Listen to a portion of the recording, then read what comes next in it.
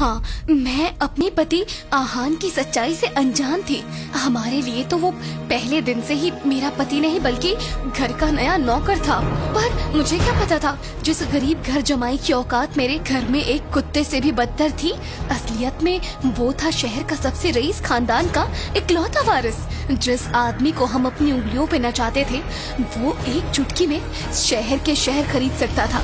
सुनिए मेरे पति की ये हैरान कर देने वाली जबरदस्त कहानी, वो भी कुछ ही मिनटों में।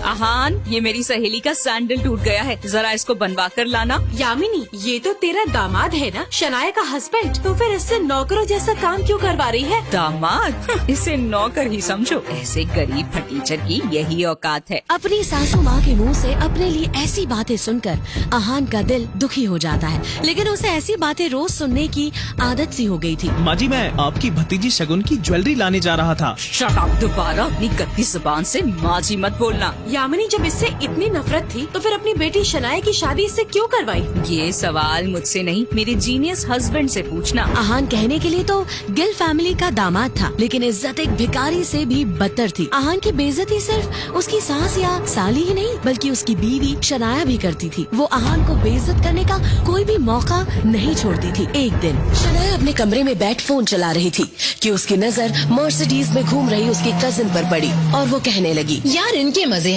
काश मुझे भी कभी इतनी महंगी और लग्जूरियस कार में घूमने का मौका मिलता। शनाया इतना कह ही रही थी कि तभी उसकी नजर ऑफिस के लिए जा रहे आहान पर पड़ती है, जिसे देख वो कहने लगती है, पर मेरी ऐसी किस्मत कहाँ, न जाने क्या सोचकर मेरे पापा ने मेरी शादी इस 9 to 5 जॉब करने वाले आहान से कर दी, और मेरी फूटी किस्मत कि मैंने उस दिन अपने पापा की बातों में आकर शादी के लिए हाँ भी कर दिया। ये सुनकर आहान को बहुत बुरा लगा और वो वहीं खड़ा रहकर कुछ सोचता रहा और फिर तुरंत ऑफिस के लिए निकल गया। आहान रायजादा ऐसा वजनदार नाम मानो इंडिया के टॉप बिजनेस फैमिलीज में से किसी एक का वारिस हो, मगर हम जिस आहान रायजादा की बात कर रहे हैं उसके कतरे कतरे से बेबसी झांक रही है। आहान एक करोड़पति बिजनेस फैमिली का दामाद तो जरूर है, मगर उसकी हालत पर घर के नौकर भी कहते थे, कुछ पैसे चाहिए तो बता देना, तुम्हारी गरीबी देखी नहीं जाती। आहान ऑफिस की जगह कार के शोरूम पहुंच जाता है। मुझे इस शोरूम की सबसे महंगी कार बेंज दिखाओ। क्या भाई मजाक कर रहे हो? तुम्हें देखकर तो ऐसा लग रहा है जैसे तुम साइकिल भी इंस्टॉलमेंट पर लोगे। पता भी है कैसी दिखती है बेंज?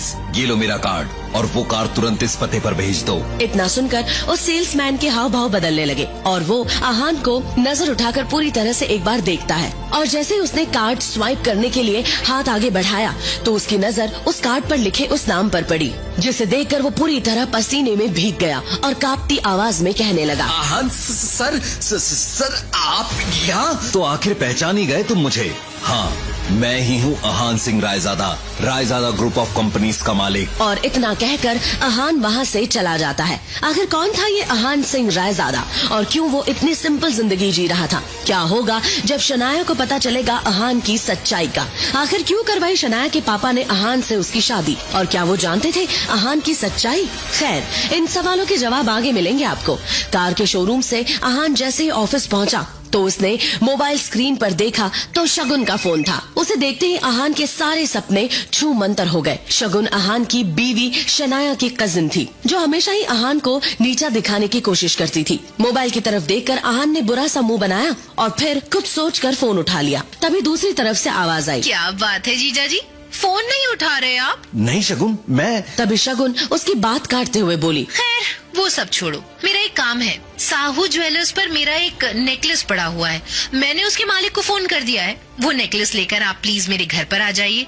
और हाँ, तभी आहान बीच में ही बोल पड़ा, शगुन मुझे बैंक जाना है और मैं। तभी शगुन ने कहा, मेरे प्यारे जीजा जी, ये बैंक जाने का तेवर आप किसको दिखा रहे हैं? पलना तो आपको हमारे टुकड़ों पर ही है, इसीलिए ये बहाना बनाना छोड़िए और 1 घंटे के अंदर मेरा नेकलेस लाकर मुझे दीजिए। और हाँ, वो ज्वेलर आपको 30,000 रूपए भी देगा, उसमें से 1 पैसा भी गायब नहीं होना चाहिए। तभी आहान थोड़ा चिढ़ते हुए बोला, देखो शगुन, एक तो मैंने आज तक कभी चोरी की नहीं है, और दूसरी बात ये कि अगर इतना ही मुझ पर डाउट है तो ये काम किसी नौकर को भेजकर क्यों नहीं करवा लेती? इस पर शगुन की तंज भरी आवाज आई, प्यारे जीजा जी, आप ये बात कब समझेंगे कि इस घर में आपको बहस करने की इजाजत नहीं है, इसीलिए जितना आपसे कहा जा रहा है उतना कीजिए। और मैं फिर से आपसे कह रही हूँ कि उस पैसे में से 1 भी रुपया कम नहीं होना चाहिए। ये चीजें आप 1 घंटे के अंदर लेकर मेरे घर पहुँच जाइए। बाय। इतना कहकर शगुन ने फोन काट दिया। अहान अपने मोबाइल को इस तरह घूर कर देखने लगा जैसे वो दुनिया की सबसे मनहूस चीज हो। खैर, ऑफिस से आधे दिन की छुट्टी लेकर अहान ज्वेलर के यहाँ गया और फिर शगुन का नेकलेस लेकर वापस घर आ गया। लेकिन यहाँ तो अहान के लिए एक नई मुसीबत इंतजार कर रही थी। वो जैसे ही घर में घुसा, उसने सामने देखा तो उसकी सास यामिनी गिल अपनी कुछ सहेलियों के साथ रम्मी पार्टी में व्यस्त थी। तभी यामिनी जी की एक सहेली ने अपनी सैंडल की तरफ देखकर कहा, देखो न यामिनी, आज तुम्हारे यहाँ आते वक्त मेरी सैंडल का स्ट्रिप टूट गया। अब मैं घर वापस कैसे जाऊंगी? इस पर यामिनी जी ने मुस्कुराते हुए कहा, तो इसमें टेंशन लेने की क्या बात है, तू पार्टी एंजॉय कर, मैं किसी सर्वेंट से बोलकर सही करवा देती हूँ। जवाब में यामिनी की सहेली ने बुरा सा मुंह बनाया और कहा, अरे नहीं, मेरी बहुत महंगी सैंडल है, मैं किसी नौकर पर भरोसा नहीं कर सकती। वैसे भी मैं टूटी सैंडल दोबारा नहीं पहनती, पर क्या करूँ, घर तो जाना ही है, मेरी मजबूरी है यामिनी। जवाब में यामिनी जी मुस्कुराते हुए बोली, अरे नौकर नहीं, बस नौकर से थोड़ा ऊपर है, वो तेरा काम अच्छे से करवा देगा, तुझे चिंता करने की कोई जरूरत नहीं है। अहान उस तरफ से निकला ही था जब यामिनी जी की नजर उस पर पड़ गई। उन्होंने अहान को पुकारा। अहान ने जैसे ही यामिनी की आवाज सुनी, वो ठिठक गया। वो समझ गया कि अब कोई न कोई नया बवाल होने वाला है। अरे सुनो अहान, इनकी सैंडल सही करवा के लाना जरा, और हाँ थोड़ा जल्दी आना, इन्हें निकलना है, समझ गए ना? यामिनी, ये काम दामाद से कह रही हो, ये अच्छा नहीं लग रहा है, बुरा मत मानना। हाँ, इतना सुनते ही यामिनी का गुस्सा 7वें आसमान पर था, लेकिन उसने खुद को काबू में कर लिया और उनकी बात बीच में काट कर बोल पड़ी, अरे तुम लोग टेंशन मत लो, ऐसे कामों में इनको बहुत मजा आता है। किसी के भी पास कोई भी काम हो तो बता देना, दामाद है तो क्या हुआ, अब टूटी चप्पलें भी नहीं बनवाएगा तो क्या करेगा, वैसे भी कुछ करता धरता तो है नहीं। यामिनी जी की ये बात सीधा अहान के दिल पर आकर लगी, मगर अब उसे ये सब हमेशा ही सुनने की आदत सी हो गई थी। उसे याद था कि आज उसका बर्थडे है, मगर ये सिर्फ उसे ही याद था, बाकी किसी को भी इससे कोई मतलब नहीं था। तभी अहान ने यामिनी जी से कहना चाहा, मगर अभी मैं शगुन के काम से। अहान अपनी बात पूरी भी नहीं कर पाया था कि यामिनी जी ने आंखें दिखाते हुए कहा, बहस नहीं, जल्दी से काम खत्म करके आओ, जुबान ज्यादा चलने लगी है तुम्हारी। वो दामाद हो तो थोड़ी इज्जत दे रही हूँ, भिखारी कहीं का। पता नहीं शनाया भी अपने नसीब में क्या लिखवा कर आई है जो उसे ऐसा निठल्ला पति मिला है। यामिनी जी ने जैसे ही अपनी बात पूरी की, उनकी सहेली ने अहान को उसकी टूटी हुई सैंडल की स्ट्रिप दिखाकर कहा, बस ये वाली सही करवा के लाना, और देखना अच्छी दुकान पर जाना, बहुत महंगी है ये सैंडल, समझ गए ना? इतना कहते हुए उसने अहान का हाथ उठाकर सैंडल उसके हाथ में पकड़ा दी। अहान सर झुकाए उस सैंडल की तरफ देखने लगा। न चाहते हुए भी अहान को ये काम करना पड़ रहा था। उसे जाते देख यामिनी की बाकी 2 सहेलियों ने भी अपने अपने काम पकड़ा दिए। अहान सबकी बातें सुनता रहा और फिर सामने लगी शनाया की तस्वीर देखकर मन में ही बोला, इतनी बेइज्जती के बाद भी अगर मैं इस घर में टिका हुआ हूँ तो सिर्फ इसलिए शनाया क्योंकि मैं आपको खोना नहीं चाहता। आई लव यू, लेकिन ये सब भी अब ज्यादा दिन नहीं चलने दूंगा मैं। इतना कहकर अहान बाहर आ गया। वो अपनी बाइक लेकर निकला ही था कि तभी रास्ते में उसके मोबाइल पर उसकी बीवी शनाया का मैसेज आया।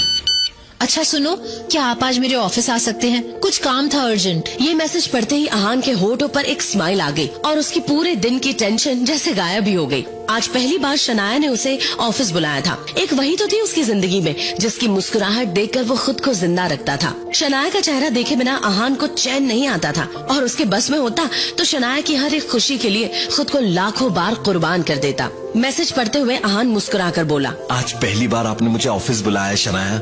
मुझे पता था मेरा बर्थडे किसी और को याद हो ना हो मगर आपको जरूर याद होगा, इसलिए आपने मुझे बुलाया है। मैं भी बड़ी बेसब्री से आपके सरप्राइज का वेट कर रहा हूँ। इतना कहकर अहान ने बाइक स्टार्ट की और अब गिल कंस्ट्रक्शन के ऑफिस की तरफ निकल पड़ा। रास्ते में अहान को एक फूलों की दुकान दिखी। कुछ सोचकर उसने बाइक रोकी और अपना पर्स निकालकर देखने लगा। उसमें सिर्फ 500 का एक नोट पड़ा हुआ था। उस नोट की तरफ देखते हुए अहान ने कहा, ओह, 2 ही जोड़ी कपड़े हैं मेरे पास। बैंक जाने के लिए इन्हीं पैसों से मुझे नए कपड़े लेने थे, पर कोई बात नहीं, शनाया से बढ़कर कुछ भी नहीं। उसके लिए कुछ अच्छे फूल ले लेता हूँ, शनाया खुश हो जाएगी। और फिर उस पैसे से अहान ने शनाया के लिए फूलों का वो बुके ले लिया। जैसे ही अहान वापस मुड़ा तो उसे शगुन का काम और अपनी सास के दिए हुए काम याद आ गए। उसने एक नजर घूर कर उस सैंडल की तरफ देखा और कहा, माफ करना डियर आंटी एंड सासू माँ, आपके चरणों को प्रणाम, मगर शनाया से बढ़कर मेरे लिए कुछ भी नहीं। थोड़ा सा सुन ही लेंगे आपसे। इतना कहकर अहान ने वो सैंडल उठाया और पास की झाड़ियों में फेंक दिया। आज वो पहली बार गिल कंस्ट्रक्शन के ऑफिस जा रहा था, जो कंपनी गिल खानदान की थी। ये सोचकर आज वो फूला नहीं समा रहा था कि आज वहाँ उसका अच्छे से स्वागत होगा। वहाँ पहुँचते ही आहान तेजी से ऑफिस के अंदर की तरफ बढ़ा ही था कि तभी सामने से आ रहे एक आदमी से आहान टकरा गया, जिससे आहान के हाथों में मौजूद बुके नीचे गिर गया। वो व्यक्ति देखने में काफी अमीर लग रहा था, जिसके जिस्म पर नीला सूट और आंखों पर काला चश्मा चढ़ा हुआ था। उसका नाम देव मल्होत्रा था और वो शनाया का क्लाइंट था, जो अभी अभी शनाया के केबिन से बाहर निकला था। वो आहान पर चिल्लाते हुए बोला, यू इडियट, दिखाई नहीं देता क्या तुम्हें? पता नहीं कहां से मुंह उठाकर चले आते हैं। इस ऑफिस के अंदर तुम्हारे खड़े होने की औकात भी नहीं है और टहल ऐसे रहे हो जैसे तुम्हारी खाला का घर हो। कौन हो तुम? शायद मल्होत्रा ने भी उसके बदरंग कपड़ों से उसे नौकर या ऑफिस बॉय ही समझ लिया था। मल्होत्रा ने एक नजर नीचे पड़े बुके की तरफ देखा और फिर उसे अपने पैरों तले कुचल के बाहर निकल गया। आहान ने अपना सर झुकाए उस बुके की तरफ देखा जो पैरों से कुचला जा चुका था। उधर शनाया अपने केबिन के शीशे के अंदर से ये नजारा देख रही थी। आंखों में आंसू लिए शनाया बस आहान को देखे जा रही थी। देव मल्होत्रा वहाँ से जा चुका था और तभी आहान की नजर शनाया पर पड़ी तो एक पल के लिए वो अपनी बेइज्जती भूल गया। वो शनाया की तरफ देखकर खुद से ही बोला, कितना प्यार करती हो ना आप मुझसे। मेरे साथ हुए इस बर्ताव ने आपकी आंखों में आंसू ला दिए। कोई नहीं शनाया, ये वक्त बदल जाएगा, देखना तुम। मन ही मन वो सोचते हुए शनाया के केबिन में दाखिल हो गया। शनाया ने आगे बढ़कर शीशे के पास लगे पर्दों को गिरा दिया। वो शनाया की तरफ बढ़ा और उसके आंसू पोंछते हुए बोला, अब जाने भी दो ना शनाया, जो भी हुआ मेरे साथ हुआ और इसमें आपको इतना टेंशन लेने की जरूरत नहीं है। जो बीत गई वो बात गई। आहान के इतना कहते ही शनाया का गुस्सा भड़क गया। वो चीखते हुए बोली, दूर हटिए मुझसे। आप चले क्यों नहीं जाते मेरी जिंदगी से? नर्क बना रखी है आपने मेरी जिंदगी। आहान को एकदम से झटका सा लगा। वो शनाया से ऐसा कुछ एक्सपेक्ट नहीं कर रहा था। वो खुले मुंह से शनाया की तरफ देखता रह गया। तभी शनाया आगे बोली, पति नहीं, मेरे पापों की सजा है आप मेरे लिए। आखिर चाहते क्या हो आप? पापा ने मेरी शादी आपसे जबरदस्ती करवाई है और उस गलती की सजा मुझे अब तक मिल रही है। आप मेरे काबिल कभी नहीं थे और आज भी मुझे आपको अपना पति मानते हुए शर्म आती है। आज ड्राइवर नहीं था इसीलिए मैंने आपको बुलाया था, मगर मुझे नहीं पता था कि मेरा पति इस काम के लायक भी नहीं है। यहाँ आकर आपने मेरे इतने पुराने क्लाइंट मिस्टर मल्होत्रा को नाराज कर दिया। शनाया की आंखों में आंसू थे। वो आहान के सीने पर मुक्का मारते हुए बोली, जहाँ भी जाती हूँ आप हमेशा बेइज्जती के सिवा मुझे कुछ नहीं दे सकते। सिर्फ एक बदनुमा धब्बा बनकर रह गए हो आप मेरी जिंदगी पर। इतना कहकर शनाया केबिन के बाहर निकल गई। आहान उसके पीछे दौड़ा। तभी रास्ते में पड़े बुके की तरफ देखकर शनाया ने कहा, और ये सब क्या है? क्यों इतनी गंदगी फैला रखी है यहाँ पर? इसे डस्टबिन में डालो। शनाया ने एक नौकर से कहा और उस फूल को अपने पैरों से कुचलते हुए आगे बढ़ गई। मल्होत्रा अपनी कार में बैठा पहले से ही शनाया का इंतजार कर रहा था।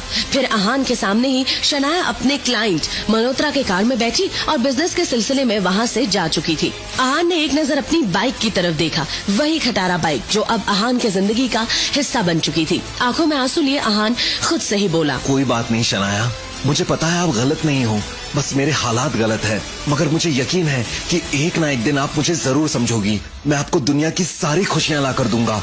आप सिर्फ मेरी हो और इस बात का एहसास आपको होगा। आहान भी वहाँ से अपनी खटारा बाइक पर शहर की सड़कें नापने निकल गया। रात काफी हो गई थी। वो दुखी था। तभी अचानक ही आहान का मोबाइल बज उठा।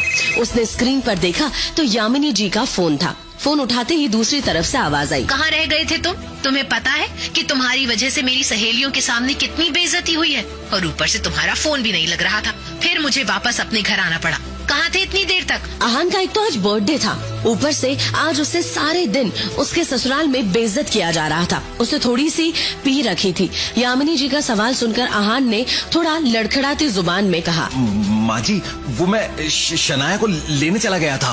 उसका फोन दो उसे, उसका फोन भी नहीं लग रहा। इतना सुनते ही आहान का सारा नशा गायब हो गया। वो चौंक कर अपनी सास यामिनी जी से बोला, मगर शनाया मेरे साथ यहाँ नहीं आई। पर अभी तो तुमने कहा कि तुम उसे लेने गए थे। हाँ, मगर वो अपने किसी क्लाइंट के साथ चली गई थी। आहान का इतना ही कहना था कि तभी यामिनी जी उस पर चिल्लाते हुए बोली, रात होने को आई है और तुम कह रहे हो कि शनाया अपने किसी क्लाइंट के साथ है? जरूर तुम्ही ने कुछ गड़बड़ की होगी, इसीलिए वो तुम्हारे साथ नहीं आई। अरे एक अच्छे दामाद तो तुम बन ना सके, अब कम से कम अच्छे पति तो बन जाते। ढूंढो उसे जाकर, कहाँ है वो?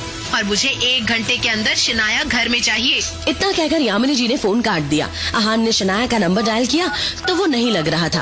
अब सच में उसे शनाया की फिक्र होने लगी। आहान के बारे में भले ही मल्होत्रा को नहीं पता था, मगर आहान देव मल्होत्रा के बारे में कई बार शनाया के मुंह से सुन चुका था कि मल्होत्रा उसका पुराना क्लाइंट है और उसका एक नाइट क्लब भी है। आहान ने क्लब के सामने ले जाकर अपनी बाइक रोक दी और फिर अंदर दाखिल हो गया। अंदर बेहद ही शोर शराबा था और लोग शराब पीकर नाच रहे थे। अहान ने चारों तरफ नजरें दौड़ाई मगर शनाया उसे कहीं भी नजर नहीं आई। कुछ सोचते हुए अहान क्लब के मैनेजर की तरफ बढ़ा ही था कि तभी बगल के कमरे से उसे शनाया की आवाज सुनाई दी। अहान ने एक झटके से दरवाजा खोला तो उसका मुंह खुला का खुला रह गया। उसके पैरों तले जमीन खिसक गई। अहान को वहाँ देखते ही देव उस पर चिल्लाया, तुम यहाँ? तुम्हारी हिम्मत कैसे हुई यहाँ आने की? क्या देखा अहान ने उस कमरे के अंदर? क्या शनाया अपने पति अहान की जगह उस देव मल्होत्रा से प्यार करती थी? क्या शनाया अपनी मर्जी से देव मल्होत्रा के साथ आई थी या थी कोई मजबूरी? अब क्या करेगा अहान? जानने के लिए भी डाउनलोड कीजिए पॉकेट FM और सुनिए अब तक की सबसे जबरदस्त कहानी सीक्रेट अमीरजादा।